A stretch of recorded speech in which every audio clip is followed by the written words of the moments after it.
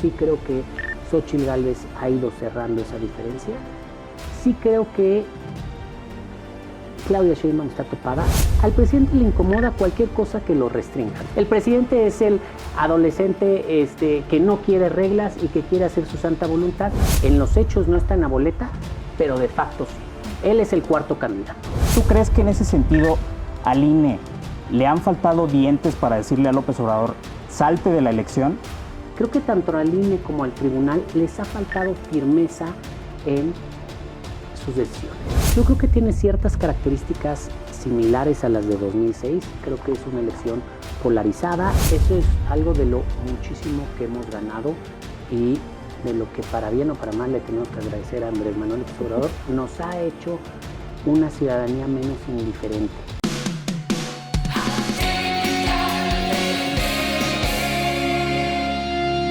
Familia Atypical, ¿cómo están? Sean ustedes muy bienvenidos a este programa Jóvenes Atypical, donde los jóvenes hablamos de todo aquello que los políticos no se atreven. En esta ocasión tenemos un invitadazo muy especial, que él es experto en materia electoral, ha fungido como observador electoral, es experto en encuestas y lo pueden ver todos los martes en punto de las 2 de la tarde en nuestro nuevo programa Los Detectives. Arturo Espinosa Silis, un honor tenerte aquí. Muchas gracias por la invitación. Muchas gracias. Y por hablar con los jóvenes. No, con mucho gusto, y creo que es muy importante que haya espacios como estos porque los jóvenes son el presente y el futuro de este país. Estoy 100% de acuerdo. De este lado tenemos a mi querida Marifer, que hoy debuta en Los Jóvenes Atypical. Marifer, mucho éxito y que sea la primera de muchas. Gracias, Brandon. Pues sí, hoy nos estrenamos y muchísimas gracias por la invitación y qué honor compartir este programa con ustedes. Y mi querida Lore, que ya es conocida aquí en Los Jóvenes Atypical, es parte de la familia Atypical como nosotros cuatro. Bienvenida, querida Lorena. Muchas gracias, pues muy afortunada de estar aquí, muy feliz, pero sobre todo porque hay mucho hilo del cual tejer. Y bueno, Arturo, vamos directamente a los temas. Sabemos que el INE es una de las instituciones más importantes de nuestro país. Nos ha costado muchas luchas de muchos años construir un órgano constitucional autónomo que se encargue de organizar las elecciones bajo los principios de libertad, de independencia, de equidad en la contienda. En este contexto que tenemos una institución autónoma tan importante que nos genera pues, una especie de distinción con respecto a otras democracias en América Latina, ¿cuál es el empeño que tiene el presidente López Obrador en destruir y atacar al INE sistemáticamente? A ver, claro, creo que lo primero que hay que decir es por qué el INE es autónomo, ¿no? O sea, si recordamos un poco en las elecciones de 1988, fueron las últimas en las que el gobierno era quien organizaba las elecciones. Entonces, es una cuestión muy sencilla, eras juez y parte.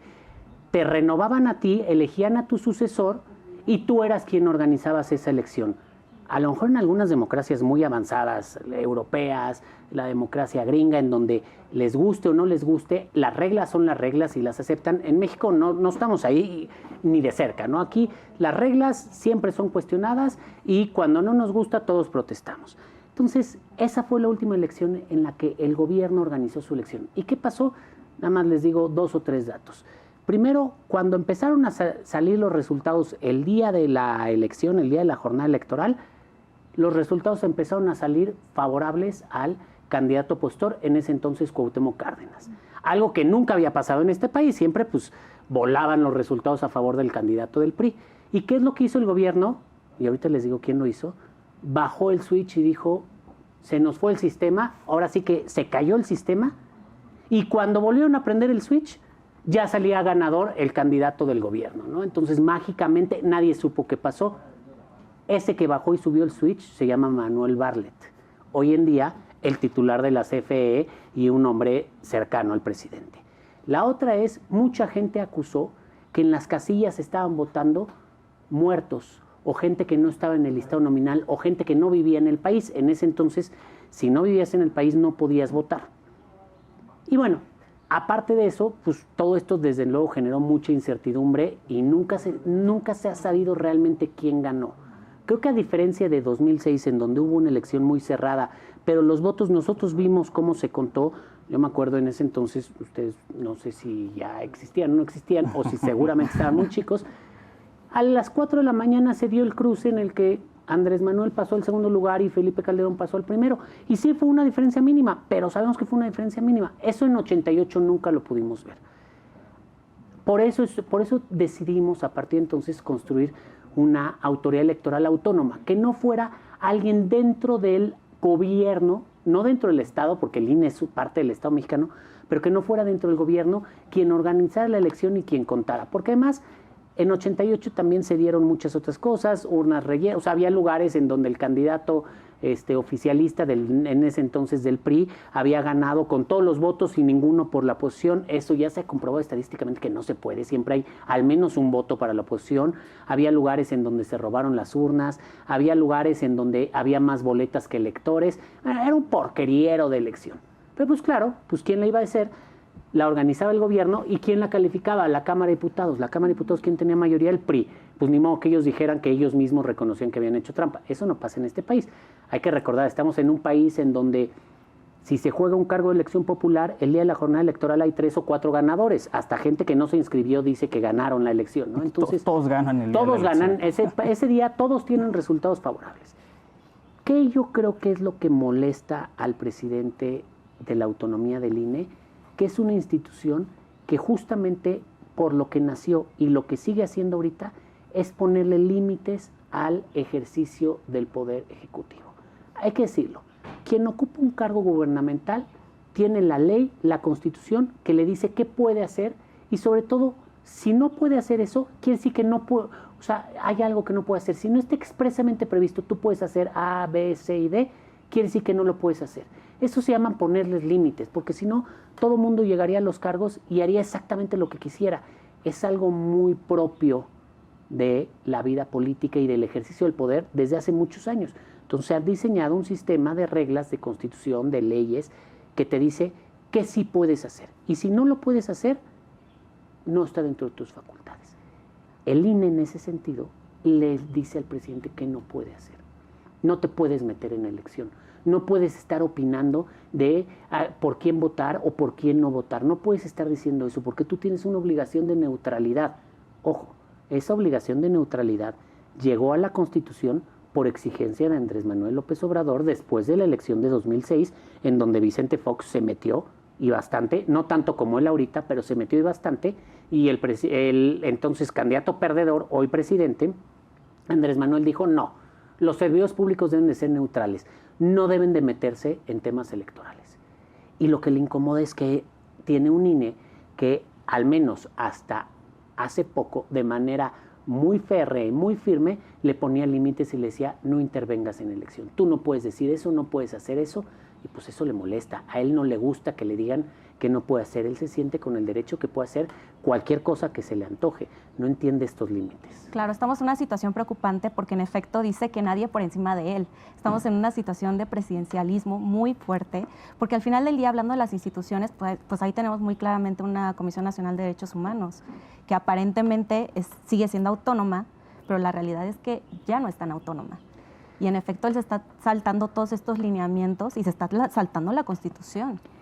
A ver, yo creo que esto que dices es muy importante a lo largo de todo el sexenio, porque él lo que ha buscado es que estas instituciones, ¿cómo funciona el modelo del Estado mexicano, o sea, de nuestro país? Como todos los países tienen 3 poderes, un poder legislativo que hace las leyes, un poder ejecutivo que es quien gobierna y ejecuta esas leyes y un poder judicial que resuelve las diferencias que existen cuando la ley no es clara o cuando hay una disputa por la ley. En esencia es eso. Pero nosotros además, para quitarle un exceso de poder que tenía el presidente, hemos ido creando estos órganos constitucionales autónomos. Constitucionales porque están exactamente previstos en la Constitución y autónomos porque no dependen de ninguno de estos 3 poderes, son independientes, son como bracitos que andan sueltos. Y te voy a poner un ejemplo, ¿no? Hasta antes de la creación del Banco de México, el presidente decía cuál era el tipo de cambio. Entonces vivíamos en un tipo de cambio artificial, como en el que viven ahorita muchos países, en donde el presidente decía, pues yo quiero que el peso, por cada dólar, te cueste 3 pesos, ¿no? ¿Por qué? Pues porque yo quiero, porque si no quiere decir que habría inflación y la economía, y ellos manejaban el tipo de cambio. Entonces, esto generó pues una crisis muy grande en 94, que veníamos de varios años de devaluaciones y de que el presidente decía, pues ¿qué creen? Llevamos 10 años diciendo que por cada dólar te dan 3 pesos, pero no es así, realmente por cada dólar te deben de dar 10 pesos, ¿no? O cada dólar que tú quieras comprar cuesta 10 pesos. Y ¡pum! Y entonces, pues de repente todo explotaba el país. Entonces lo que se dijo es, esto no puede depender del capricho de una persona, de que un día se levanta de buenas o de malas, un día cree que eso es bueno para la economía o no, y se creó el Banco de México. Y así se han ido creando varias instituciones. La CNDH que tú mencionas, la Comisión Nacional de los Derechos Humanos, que justamente es un organismo que busca defender los derechos de los ciudadanos frente a los posibles abusos del gobierno. ¿Dónde ves que el gobierno diga, ay, sí, tienes razón, en Ayotzinapa yo abusé de los derechos de las personas, entonces me voy a autosancionar? Pues no, tuvieron que crear un órgano fuera del aparato del gobierno, pero dentro del Estado mexicano, que señalara estos abusos. Y así, igual el tema de las elecciones, crearon la organización de las elecciones es una función fundamental en un Estado democrático. Una de las características de las elecciones es que sean periódicas, es decir, que se hagan cada X tiempo. No puede pasar lo que estamos viendo en Venezuela, que el gobierno decide cuándo y en qué momento se hacen las elecciones. O es que están programadas para diciembre, sí, pero no hay condiciones, yo las voy a poner en junio, ¿no? Oye, pero es que tenían que... Y entonces se creó un IFE en ese entonces, que era el órgano fuera del aparato del gobierno, pero dentro del aparato del Estado que organiza las elecciones. Y esto es lo que se ha ido haciendo. Al presidente, estos órganos, que justamente lo que tienen como función es ponerle límites al presidente, es decirle, no, señor presidente, usted no puede hacer lo que quiere y lo que se le antoja, pues le incomodan. Claro. Entonces, si fuera por él, le gustaría que fuera como en Venezuela, que se organizaran cuando él quisiera, si no hubiera condiciones las quitaran. Clara está la reforma electoral que nos quiso mandar, ¿no? Bueno, que nos envió y que se paró, pero al presidente le incomodan sí o sí los órganos autónomos. Al presidente le incomoda cualquier cosa que lo restrinja, ¿no? O sea, véanlo como un joven, ¿no? Oye, es que quiero ir de fiesta. Sí, puedes ir, pero tienes que ir en Uber, no puedes tomar, o tienes que llegar a tal hora. No, yo quiero ir y hacer lo que quiera, llegar a la hora que quiera, irme como sea, hacer... Oye, no, a ver, aquí hay ciertas reglas y las tienes que cumplir. El presidente es el adolescente que no quiere reglas y que quiere hacer su santa voluntad, y que en ese sentido los órganos autónomos le incomodan. Entonces lo que ha hecho es 2 cosas. Unos, de plano desaparecerlos, ¿no? A mí me parece que no tienes utilidad, entonces me parece que tienes que desaparecer del mapa la Comisión de Evaluación de la Calidad de la Educación. La ha desaparecido. Y otros, cooptarlos. Es decir, voy a hacer que la persona que esté al frente de ese órgano sea totalmente afín y siga mis instrucciones, la CNDH. Y otros los ha ido inutilizando poco a poco. ¿Cómo? A partir de su falta de renovación. El INAI, la de competencia económica, la de telecomunicaciones. El nombramiento depende de mí porque yo tengo que mandar una propuesta. Yo, en mi grupo, el grupo de mi partido en la Cámara de Diputados o en la de Senadores lo tienen que aprobar, no se aprueba, ¿no? Y así tiene a varios inutilizados. ¿Por qué? Porque por supuesto le incomodan. O recortándoles presupuesto. Claro. O recortándoles presupuesto, que es por donde empieza, ¿no? A ver, Arturo, sobre esto que comentas, que me parece muy importante, hemos visto que el INE le ha entregado varios comunicados al presidente López Obrador, pues prácticamente diciéndole que saque las manos de la elección, o sea, que asuma su papel como titular del Poder Ejecutivo y que deje de entrometerse directamente en las elecciones. O sea, es la primera vez en mínimo 18 años que López Obrador no está en una boleta y pareciera que le da un poco de envidia no aparecer y de alguna manera quiere seguir ahí. Entonces, ¿tú crees que en ese sentido al INE le han faltado dientes para decirle a López Obrador, salte de la elección? Y otro aspecto súper importante, ¿crees que deberían suspenderse las mañaneras? A ver, se los voy a decir en 3 temas, ¿no? El primero de ellos, me parece que en los hechos no está en la boleta, pero de facto sí. Él es el 4º candidato. ¿Por qué? Porque él dirige la maniobra, opina y dice qué está bien y qué no está bien todos los días, ¿no? Critica a los candidatos de oposición y les dice tus propuestas no sirven y no estoy de acuerdo con ellas, pero también le corrige la plana a su candidata y le dice no, el siguiente gobierno debe de hacer esto y esto, y ahí donde la candidata diga que no, porque pues eso es impensable. Entonces, primer punto. Segundo punto, al INE le faltan dientes, sí le faltan dientes, porque hay un detallito ahí en la ley que nunca han querido incluir. Las autoridades electorales, ni el INE ni el tribunal, tienen facultades para sancionar a servidores públicos. Lo único que pueden hacer es señalar que hay una irregularidad, que hay una violación a la ley y pasárselo al órgano competente. La Secretaría de la Función Pública, la Auditoría Superior de la Federación, el Congreso del Estado, la Cámara de Diputados, la Cámara de Senadores, pero no los pueden sancionar. Nuevamente es como si los papás pudieran decir, pues sí, desobedeciste esto o hiciste mal esto, pero no te pudieran castigar. O sea, no hubiera consecuencia alguna, nada más decirte, pues lo hiciste mal. Pues entonces la verdad es que el presidente se burla. Lo que yo sí creo es, y referente con las mañaneras, creo que tanto al INE como al tribunal les ha faltado firmeza en sus decisiones. Aquí no es una cuestión de si quieres cumplir o no quieres cumplir, porque sí le han dicho varias veces al presidente, esto no puede hacer esto, no puede meterse en esto, está excediendo sus facultades, está violando el principio de neutralidad. Es más, hemos llegado al extremo, quítenle este cachito a la conferencia mañanera que está ahí subida en YouTube, en Facebook y demás. Creo que ahí es donde le ha faltado firmeza y le ha faltado decir, las mañanas se tienen que suspender porque tú no estás entendiendo que no puedes intervenir en el proceso y entonces como no entiendes si estás usando este espacio como un mecanismo de propaganda gubernamental, te lo vamos a quitar, al menos durante las campañas. Claro está que al presidente, Arturo, siempre se ha saltado la ley. Para el presidente la ley no es la ley. Entonces, por más que le digan no hagas esto, o ve esto, te sancionan, no sé si serviría de algo, porque el presidente nunca le ha importado. Claro, o sea, él está criticando ese órgano por el que él llega. O sea, también recordemos el 2018, él adoraba al INE. ¿Por qué? Porque dijo, por fin se hizo justicia, por fin existe una democracia que también vale decirlo, la gente por esta parte del apagón que mencionabas de Bartlett en su momento, que aparte también se hizo muy popular en las elecciones, se caía el famoso sistema y ya llegaba el que decían que llegara, ¿no? Entonces, en este aparato, en este sistema que ya conocíamos, pues obviamente a la gente le costaba creer en una democracia y en este INE que realmente fuera un correcto árbitro, ¿no?, de elecciones. Entonces, él está criticando al que antes, en el 2018, llega a ser presidente. A ver, sí, pero ahí hay un detalle. Él siempre ha tenido una afrenta contra el INE porque él lo que señala es que en 2006 el IFE en ese entonces le hizo el fraude. Entonces, siempre ha tenido esa astillita. Sí, claro. Y él lo que dice justamente en 2018 es, llegué a pesar del INE, llegué por el gran apoyo que me dieron el pueblo. Nunca le ha reconocido a que con estas reglas, con esta autoridad electoral, con ese presidente del INE que tanto odia, ¿no?, que es Lorenzo Córdoba, con ese ganó él. Es un punto. En las elecciones de 2006, por ejemplo, y en las de 2012, él nunca dijo cuáles fueron mis errores, qué hice como error para perder. Él lo que siempre ha dicho es me hicieron fraude. Y cada elección que ha perdido, siempre ha dicho me hicieron fraude porque no quieren que yo llegue. Nunca ha dicho, a ver, yo me equivoqué en esto. Pero eso no nada más es de él, es todos los candidatos. Yo nunca he oído en México un candidato perdedor decir, sí, creo que en la campaña no debí de haber hecho esto, creo que no tuve... Eso nunca ha pasado.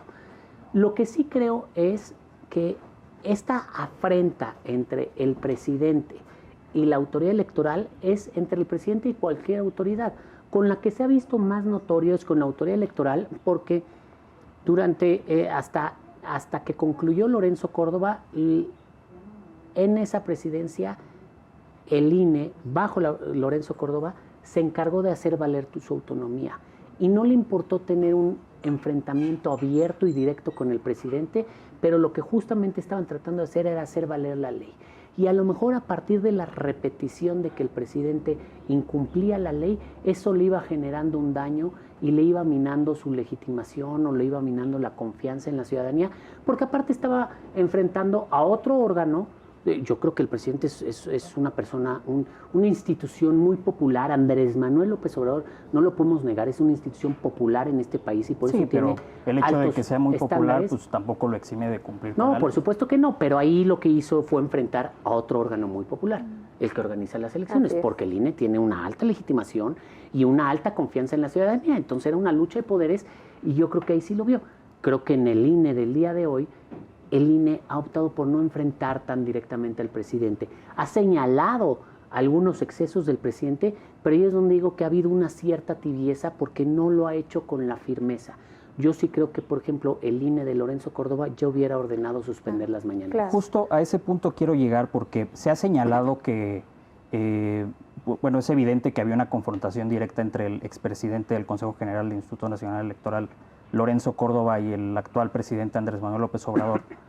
Pero vemos que se señala de manera directa que la actual presidenta del INE, Guadalupe Tadei, tal vez no está guardando la imparcialidad que debería, pues por distintos motivos. Se dice también, y es un hecho notorio, que buena parte de su familia forma parte de distintos órganos de gobierno en todo nuestro país. Entonces, en este sentido, ¿tú crees que el INE va a hacer su chamba como autoridad electoral, que Guadalupe Tadei va a hacer la chamba que le corresponde, o que de alguna forma va a favorecer a Andrés Manuel López Obrador y su candidata presidencial? Mira, yo creo que son diferentes formas de conducir a la institución, ¿no? Sí creo que Lorenzo Córdoba le gustaba mucho más el protagonismo, sí creo que era muy firme en su determinación y tenía ciertas convicciones democráticas en torno a la autonomía de la institución. También creo que eso golpeó mucho la institución en lo que dices, justamente en la parte presupuestal, lo mermó mucho. Era un enfrentamiento diario muy desgastante con el presidente, y creo que ahora la presidencia de Guadalupe Tadei es distinta.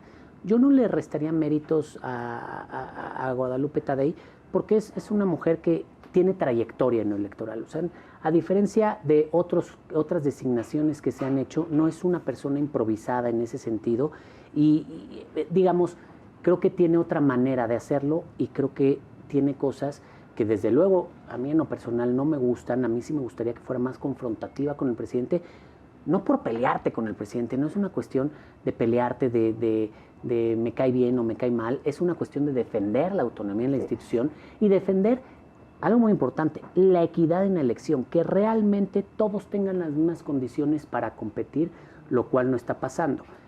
Sí creo que necesita ser un poco más firme en ciertas cosas, y lo vemos seguramente no a todos, no a todas les gusta ver las sesiones del Consejo General, pero los que nos dedicamos a esto sí las vemos, y los vemos ahí, de verdad parece mercado a ratos, y están, o sea, es como una pelea de cantina entre los representantes, y le cuesta mucho trabajo a la presidenta poner orden en ese sentido. Desde ahí vemos la firmeza que tiene que tener.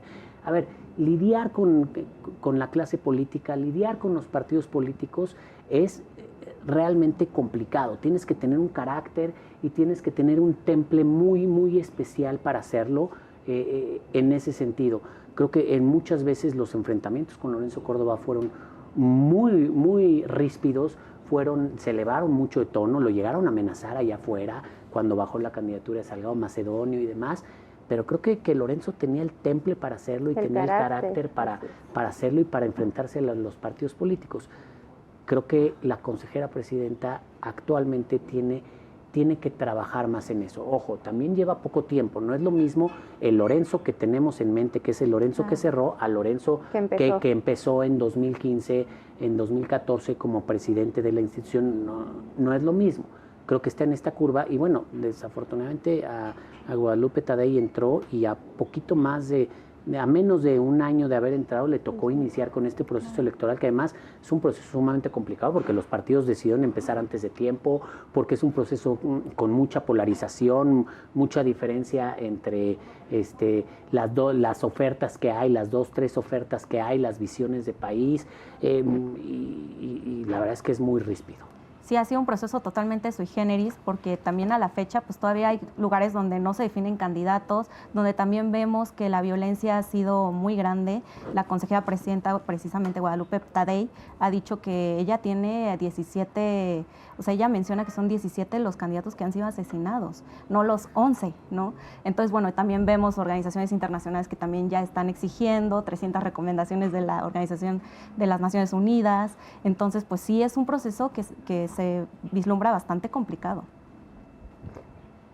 A ver, mira, yo creo que tiene ciertas características similares a las de 2006. Creo que es una elección polarizada entre dos polos opuestos, literal, la continuidad de la Cuarta Transformación o los peligros que representa la continuidad de la Cuarta Transformación, las amenazas y los riesgos que representan esta continuidad de la Cuarta Transformación. Una elección que yo esperaría que fuera una elección cerrada, entre dos opciones. aunque hay más candidaturas, pero yo creo que se va a cerrar entre 2 opciones, que hay un factor, pero hay factores Pero yo creo que adicionales. ya está cerrado entre 2 opciones. Yo creo que la tercera opción, la verdad es que yo digo... A ver, creo que está entre 2 opciones. Así es, aquí hay 2 caminos. No sé qué nada tan más. cerrado esté, ¿no? O sea, recordemos que la diferencia en 2006 fue de menos de 1%, fue de 0.5%. Eso es una elección sumamente cerrada. O sea, eso es, para la autoridad electoral eso es un escenario terrorífico, ¿no? Es el plan Z en ese sentido. Sí, Pero que de además, alguna forma fue lo que impulsó un poquito la idea de que tal vez hubo un fraude en el 2006. Exactamente. Que evidentemente no hubo, pero por lo cerrada que estuvo la elección, pues empezaron a construir este falso discurso del fraude electoral. Exacto. Y además en esa elección como en esta, pues el presidente fue un actor activo, ¿no? En ese entonces fue un actor menos activo de lo que lo estamos viendo ahorita, pero además ahorita se combinan otras cosas. Es una elección más grande porque es una elección, en 2006 no fueron tantos estados a elecciones al mismo tiempo, no teníamos esta concurrencia, es un padrón más activo y creo que hay una injerencia del Estado muchísimo mayor a la que vimos en ese entonces. Pero al mismo tiempo una ciudadanía más activa, ¿no la sientes así, Arturo? Una ciudadanía A más ver. metida. Yo he encontrado gente que de verdad jamás se había interesado en la política y hoy en día están preguntando cuál es tu proyecto, por qué voy a votar. Sí se han visto afectados, ¿sabes? La ciudadanía está reaccionando. Yo creo que eso es algo de lo muchísimo que hemos ganado y de lo que para bien o para mal le tenemos que agradecer a Andrés Manuel López Obrador. Nos ha hecho una ciudadanía menos indiferente, una ciudadanía más activa. Hemos entendido Más politizada. que si queremos alzar la voz hay que salir a las calles. Hemos entendido que hay que exigir nuestros derechos y lo hemos visto no solo con la marea rosa, lo hemos visto también con las mujeres, ahora que pasó el 8 de marzo, cómo salen a las calles, cómo exigen sus derechos, cómo los hacen valer. Claro que no le gusta al presidente porque eso es en su contra, pero creo que en ese sentido sí hemos ganado. Y Arturo, hay un tema que ya mencionamos en la introducción sobre que tú eres experto en encuestas y creo que en ocasiones, sobre todo los jóvenes que no están tan interesados en la política, pues ven una encuesta y tal vez pueden decir, no, pues la elección ya se resolvió, ya para qué voy a votar. O la elección ya va en una tendencia, ¿para qué voy a votar? O pues ya están las cosas, no me interesa, pues ¿para qué voy a votar? Entonces, en este sentido, pues vemos que hay diversas encuestas, sobre todo del lado de la candidata de López Obrador, que la ponen a una distancia muy alta. ¿Tú consideras que esas encuestas que le dan una distancia muy alta están en lo correcto? Pero si no es así, o sea, ¿tú crees que Claudia ya alcanzó su tope electoral a pesar de que esas encuestas fueran ciertas? ¿O tú crees que puede crecer más? Porque creo que con el tema de las encuestas, pues cada político, cada candidato hace su juego para quedar bien, pero pues también tenemos que entender que hay encuestas cuchareadas. Entonces, el tema es ese. ¿Tú crees que Claudia ya alcanzó su tope? ¿Puede crecer más? ¿Y qué opinas de estas encuestas cuchareadas que ha mostrado la candidata de López Obrador? Las encuestas del que la paga la gana, ¿no? Las encuestas son de quien las paga, ¿no? Esa es la famosa frase. A ver, yo creo, digo, sin ser totalmente experto en encuestas, pero llevo mucho tiempo viendo cómo funcionan y viendo cómo se comporta la arena electoral. De entrada, hay que entender, la encuesta es una fotografía de un momento, ¿no? Y es un ejercicio estadístico, es decir, entrevistan de cualquier manera, a través de las redes sociales, a través de llamada telefónica o de manera presencial, porque hay distintos tipos de encuesta, entrevistan a 700 personas, 1,200, 3,500 si quieras, y a partir de eso hacen un ejercicio estadístico de cómo sería la votación. Primer punto, entonces es una fotografía de un momento que nos sirve para darnos la idea de lo que está pasando en ese momento, pero hay muchos factores que lo ven, ¿no? O sea, piensen justamente en una fotografía en Instagram. Tú abres tu feed y ves una fotografía y ves una cuestión de un momento. Si tú estuvieras ahí realmente en ese momento, probablemente verías muchas cosas más que están pasando que no se capturan en la fotografía. Un ángulo mucho más grande, ciertos movimientos, ciertas cosas que no se ven con la simple foto. Hasta las zonas donde se hacen las encuestas, ¿no? Porque muchas de las encuestas cuchareadas pues se hacen en zonas específicas donde la mayor parte de su población es gente afín a Morena, entonces... Exacto, entonces en esa encuesta tú lo que tienes que ver es cuál es ese momento y qué se hizo para llegar a ese momento, cuál es la metodología, cuántos cuestionarios hay, qué se está preguntando en los cuestionarios y también en qué amplitud dentro del territorio nacional se está haciendo, ¿no? Lo estás haciendo en ciertos estados en específico, incluso distritos o secciones. Son distritos o secciones favorables a un partido, favorables a otro. O sea, no es lo mismo encuestar en el norte del país, a encuestar en el sur del país o encuestar en el centro del país. No es lo mismo si encuestas en Guanajuato a que si lo haces en Veracruz o que si lo haces en Chiapas o si lo haces en Jalisco. En todos, entonces tienes que ver que sea una encuesta más o menos amplia y que sea representativa de todo el país. Además, no es lo mismo encuestar en las clases bajas que en las medias, que en las altas. No es lo mismo encuestar a gente con estudios universitarios que a gente sin estudios universitarios. O sea, tiene que ver muchas cosas lo que tienes que ver. Lo que yo te diría es, creo que hay que identificar a las encuestas o a las encuestadoras confiables, quiénes son las que tienen cierto prestigio. Creo que hay que darles su justo valor, ni más ni menos. Son una fotografía del momento.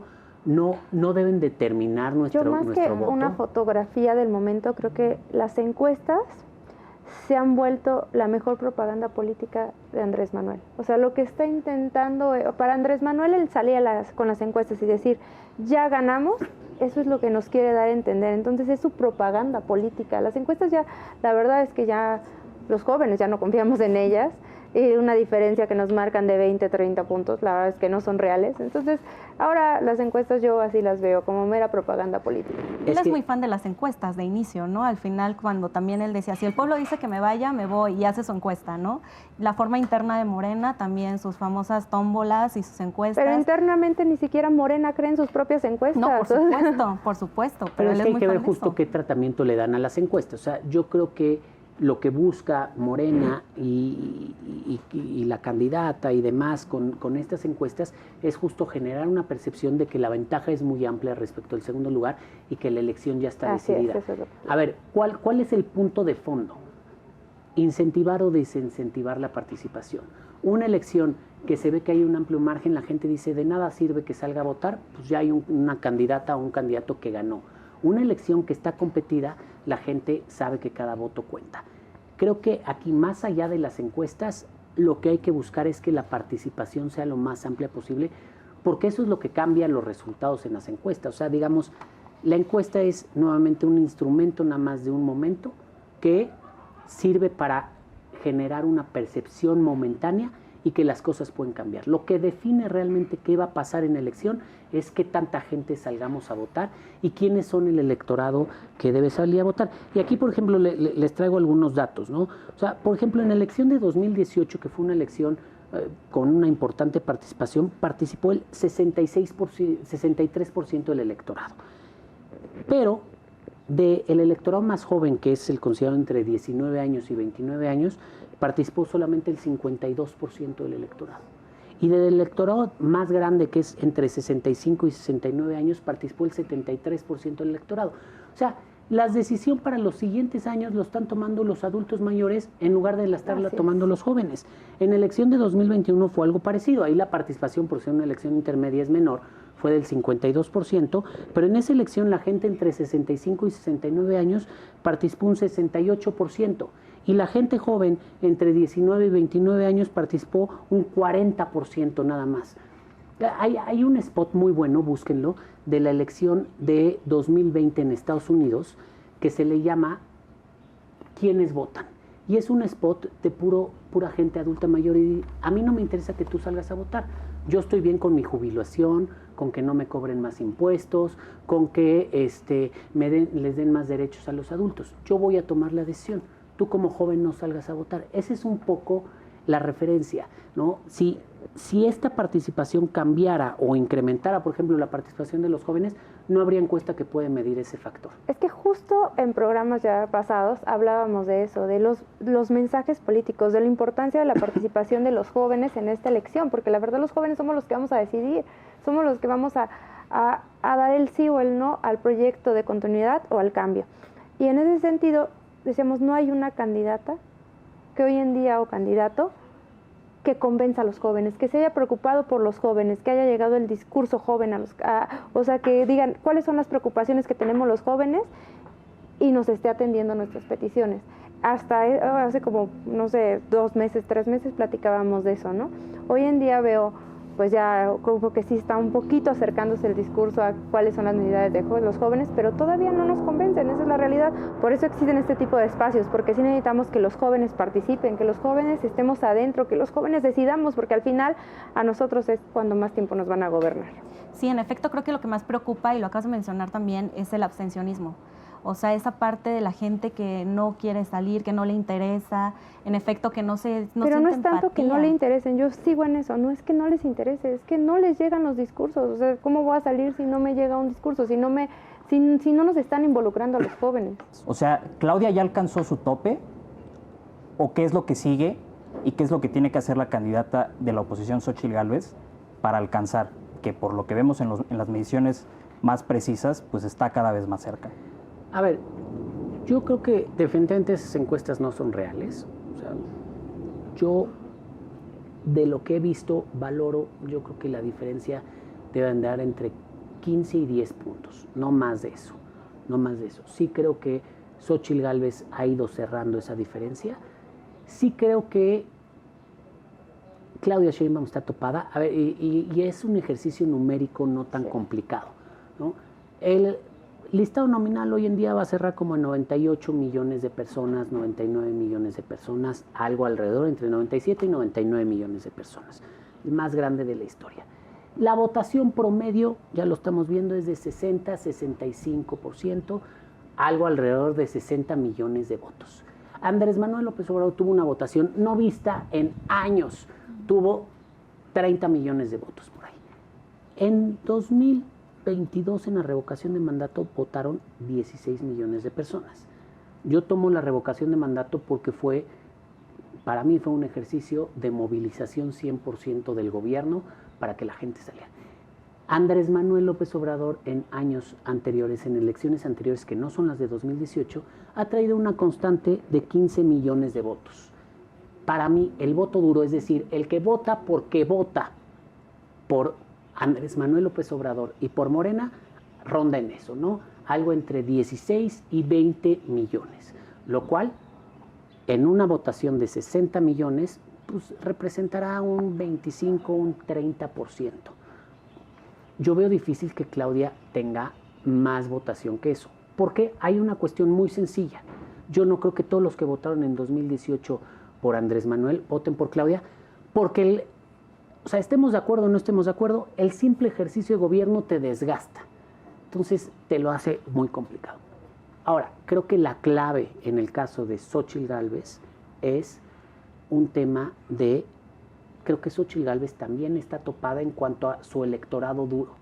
O sea, yo creo que ellos traen un electorado duro entre los 3 partidos políticos de 12, 15 millones de votos. Creo que la diferencia son estos que no salen a votar. O sea, no es los que ya estamos allá, ya estamos medidos en las encuestas. Los indecisos, habrá un 10%, 15% de indecisos que no van a ser 10 millones de votos y no se van todos para uno ni se van para otro. Está en sacar a votar a los que no salen a votar habitualmente. Está en que este porcentaje de jóvenes que no sale a votar, estos que votan a más 50%, que voten un 70% de ellos, que voten, que elevar esa participación, como tú dices, hablarles a los jóvenes. Ojo, creo que hay que hablarles a los jóvenes en su justa dimensión, porque tampoco el discurso de una campaña se puede centrar solo en los jóvenes. Una candidata, un candidato le tiene que hablar a todo el país en ese sentido. Claro, pero se tiene que preocupar también por hablar a los jóvenes. Pero tienes que entusiasmarlos de manera que el domingo 2 de junio digan, sí voy a levantarme para salir a votar con mis papás, solo voy a ir con mis amigos, pero sí lo voy a hacer y sí voy a tomar esta decisión y no se la voy a dejar a los adultos mayores, ¿no? O sea, nuevamente es como si quisieras ir de antro y tu papá decidiera a qué antro vas a ir y no decidieras tú a qué antro vas a ir. Oye, pues porque mi papá va a decidir, ¿no? Eso es lo que está pasando en la elección. Tú le estás dejando a tus papás que decidan lo que pues tú deberías de decidir, sobre todo cómo viene en jóvenes que pues van a entrar al mercado laboral o que ya trabajan, pero que van a querer comprar una casa, que se van a querer casar, que van a querer... Que se van a quedar sin agua, posiblemente. O sea, ese tipo de cosas, ¿no? Que son temas que les van a impactar directamente. Bueno, y lamentablemente tenemos que ir empezando a cerrar este gran programa. Hemos aprendido mucho sobre democracia y sobre participación y sobre lo que tenemos que hacer como jóvenes. Pero antes de cerrar, me interesaría mucho pues rescatar las palabras de la congresista Cayetana Álvarez, que durante la semana dijo que los jóvenes tenemos que involucrarnos en política y ser auténticos militantes de la democracia. Tenemos que dar el todo por el todo, involucrarnos y sacar a la gente. Si no le interesa a tu amigo, lo tienes que levantar de la cama y lo tienes que llevar a votar, pero más que a votar, a que se informe y que entienda que la democracia no solo es ir a tachar un papelito y se acabó, sino que la democracia es una cuestión de participación y de todos los días. En este sentido, les pregunto abiertamente si creen que los jóvenes somos una causa perdida y si no, ¿qué es lo que tenemos que hacer para convencer a las y los jóvenes para que salgan a votar, para que se involucren y para que estén pendientes de la situación de urgencia que vivimos en nuestro país? O sea, no estamos en un país color de rosa, bueno fuera, que todo fuera como en las mañaneras del presidente. Vivimos una situación de emergencia que exige cambios radicales, en donde vemos al crimen controlando el país por completo. Entonces, ¿qué tenemos que hacer para convencer a tantos jóvenes que están decepcionados con la participación, con la democracia y con la política en general? Pues a mí me gustaría que los jóvenes nos dejaran sus comentarios de cuáles son los temas que les interesan, cómo les gustaría que los acercáramos a los candidatos, qué es lo que ellos ven, ¿no? Porque la verdad es que necesitamos que salgan a votar, necesitamos que sean activos, que sean guardianes de la democracia, porque de verdad que puede ser la última elección que podamos decidir sobre el futuro. Así que es muy importante que hagan un esfuerzo por hablarle al amigo, a la hermana, que todos de verdad a defender la democracia. Bueno, a mí me parece que es muy importante destacar que en este momento el poder de la información es muy importante y que también sepan que el voto, que su voto es también tan importante que evidentemente va a definir el futuro del país en los próximos 6 años y que voten por la razón y no por la emoción, porque eso también está más que comprobado, que votamos más por la emoción. Entonces, si nos informamos, creo que será un gran inicio para cambiar el destino de nuestro país. Yo simplemente creo que la diferencia está en los jóvenes, ¿no? O sea, quien puede decidir y puede generar un cambio o continuidad en este país son los jóvenes. Y yo lo que les diría es eso, no dejen que los demás tomemos la decisión por ustedes. El grueso del electorado es el electorado joven.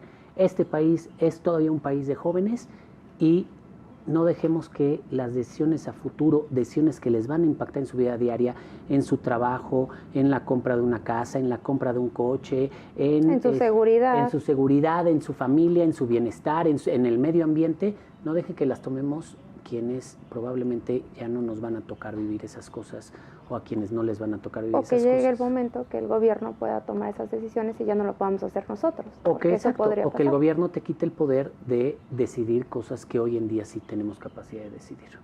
Y pues bueno, llegamos al final de nuestra emisión. Hay que recordar que tenemos que darle like a este video, compartirlo, comentarlo y principalmente mandárselo a nuestras amigas, a nuestros amigos, a nuestros conocidos, a nuestros vecinos que estén entre 18 y 35 años, que es la población a la que queremos llegar. De nueva cuenta, muchas gracias, Marifer, Arturo, Lorena. Estamos aquí. Gracias, que se la pasen muy bien. Y la democracia está en manos de los jóvenes.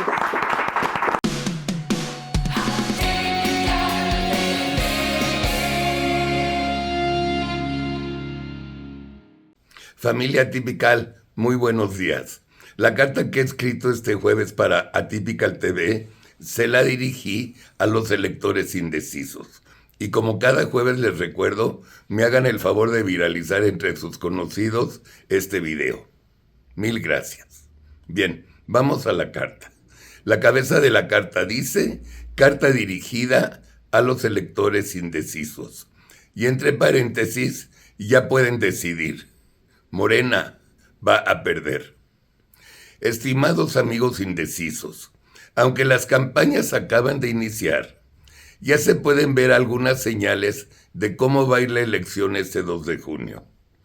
Lo que está pasando en el entorno electoral son notas muy claras de lo que se viene. Para empezar, les platicaré lo que saben los de Morena y los del Frente Amplio. Las dos partes saben que Titina a este momento le saca a Xóchitl no más de 7 puntos. 7 puntos que a 3 meses de la elección no son absolutamente nada.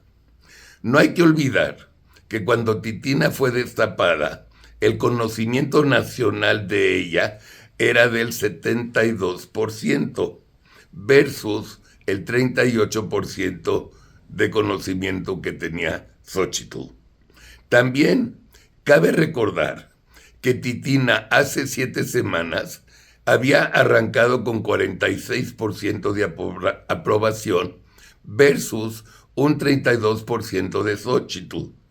Y obviamente, conforme va pasando el tiempo, ustedes van conociendo mejor a Xóchitl y obviamente empiezan a comparar. Y aunque las comparaciones son odiosas, la antipatía de Titina versus la simpatía de Xóchitl y la inteligencia de una versus la inteligencia de la otra sí son un factor de decisión. Otro síntoma del ascenso de Xóchitl versus el descenso de Titina es la constante neurosis de los morenos principales.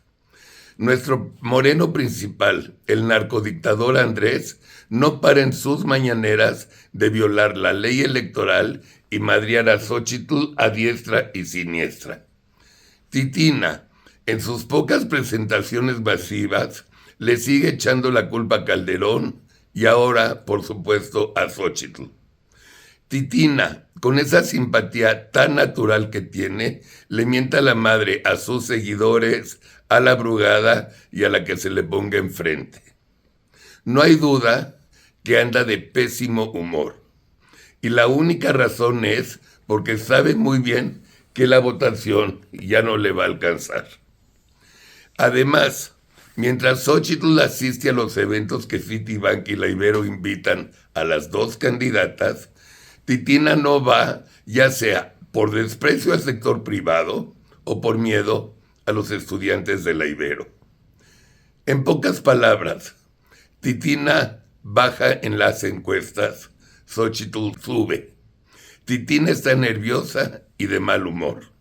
Xóchitl está feliz y está de buenas. Titina va a perder, Xóchitl va a ganar.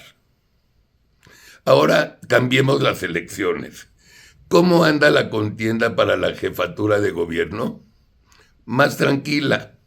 Santiago Taboada, a 3 meses de la elección, ya empató a la Brugada. Este domingo tendrán su primer debate. Mismo debate que Atypical TV pasará en vivo a partir de las 8 de la noche. Veremos qué pasará. Pero lo que sí se ve muy claro es que Santiago será el próximo jefe de gobierno. Tiene más personalidad y más cerebro que la Brugada. Eso sí está claro, ¿verdad, Clara?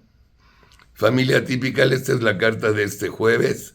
Sigan disfrutando de la programación de Atypical y nos vemos Dios mediante el próximo jueves. Muy buenos días.